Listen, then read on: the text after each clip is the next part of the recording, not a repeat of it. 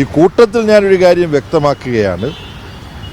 ഈ സുപ്രീം കോടതി വിധികളുടെ എല്ലാ അടിസ്ഥാനത്തിൽ പ്രവൃത്തിയിടങ്ങളിൽ സ്ത്രീകൾക്ക് സധൈര്യം പോകാനും പ്രവർത്തിക്കാനുമുള്ള അന്തരീക്ഷം ഉണ്ടാക്കാൻ വേണ്ടി എല്ലാ സ്ഥാപനങ്ങളും ഇൻറ്റേർണൽ കമ്മിറ്റികൾ, അത് ചിലർ ICC ഇൻറ്റേർണൽ കംപ്ലയിൻറ്റ് കമ്മിറ്റി എന്ന് പറയാറുണ്ട്, പക്ഷേ സാങ്കേതികമായി IC ഇൻറ്റേർണൽ കമ്മിറ്റി എന്ന് പറഞ്ഞാൽ മതി.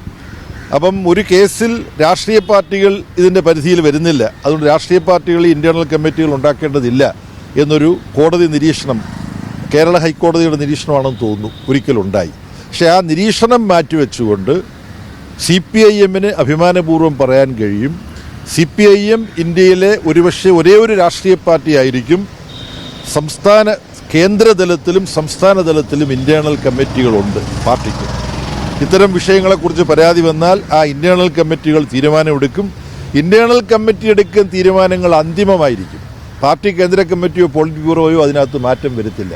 അങ്ങനൊരു സമ്പ്രദായം CPIM-ൽ ഇപ്പോൾ ഏർപ്പെടുത്തിയിട്ടുണ്ട്.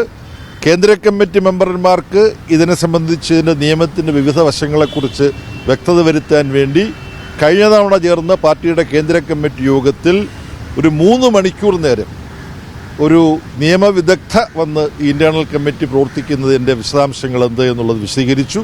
പിന്നെ ഈ രംഗത്ത് പ്രവർത്തിച്ചു പരിചയമുള്ള സഖാവ് വൃന്ദാക്കാരാട്ട് കേന്ദ്ര കമ്മിറ്റിയിലെ ക്ഷണിതാവാണ്. സഖാവ് വൃന്ദാക്കാരാട്ട് ഇതിനെക്കുറിച്ച് വിശദീകരിച്ചു. കേന്ദ്ര കമ്മിറ്റി ഞങ്ങളുടെ ചോദ്യങ്ങൾക്ക് സംശയങ്ങൾക്ക് നിവാരണം വരുത്തി. ഇന്ത്യയിലെ എല്ലാ സംസ്ഥാനങ്ങളിലും പ്രവർത്തിക്കുന്ന CPIM-ൻ്റെ ഇൻറ്റേർണൽ കമ്മിറ്റി ചെയർമാൻമാരുടെ യോഗം ഓൾ ഇന്ത്യ ഇൻറ്റേർണൽ കമ്മിറ്റിയുടെ നേതൃത്വത്തിൽ സംഘടിപ്പിക്കപ്പെട്ടു. എല്ലാ സ്റ്റേറ്റിൽ നിന്നും അവർ വന്നു, ഈ കാര്യങ്ങൾ ചർച്ച ചെയ്തു. കോൺഗ്രസ് പാർട്ടിക്കുള്ളിലും മറ്റ് രാഷ്ട്രീയ പാർട്ടികളും ആ പാർട്ടികൾക്കുള്ളിലും ഇതുപോലെ ഇൻറ്റേർണൽ കമ്മിറ്റികൾ രൂപീകരിക്കേണ്ടതുണ്ട് എന്നാണ് എനിക്ക് തോന്നുന്നത്. ഇത് ആദ്യം രൂപീകരിക്കേണ്ടിയിരുന്നത് കോൺഗ്രസ് പാർട്ടിയിലാണ്.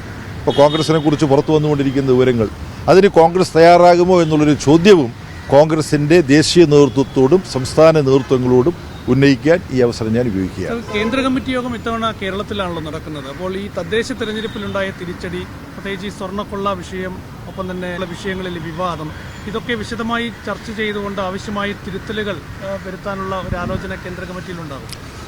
പാർട്ടിയുടെ ഓരോ കമ്മിറ്റി കൂടുന്നതും പാർട്ടിയുടെ നേട്ടങ്ങൾ ചർച്ച ചെയ്യാനും പാർട്ടി പ്രവർത്തനത്തിൽ എന്തെങ്കിലും കുറവുകളോ പോരായ്മകളോ തെറ്റുകുറ്റങ്ങളോ സംഭവിച്ചിട്ടുണ്ടെങ്കിൽ അത് തിരുത്താനും വേണ്ടിയിട്ടാണ്.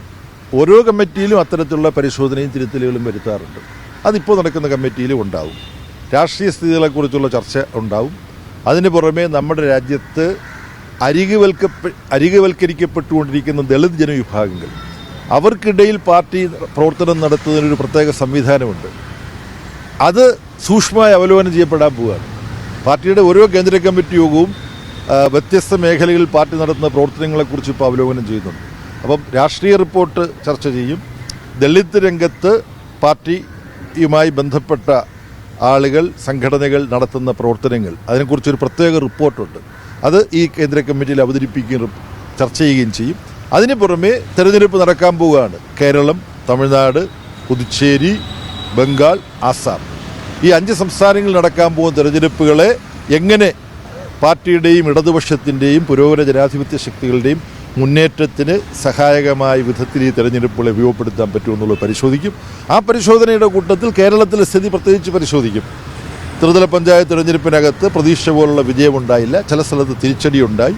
ചില സ്ഥലത്ത് പാർട്ടിക്ക് വോട്ട് ചെയ്യേണ്ടിയിരുന്ന കുറച്ച് ആളുകൾ പാർട്ടിക്ക് വോട്ട് ചെയ്തില്ല, മറ്റുള്ളവർ വോട്ട് ചെയ്തു.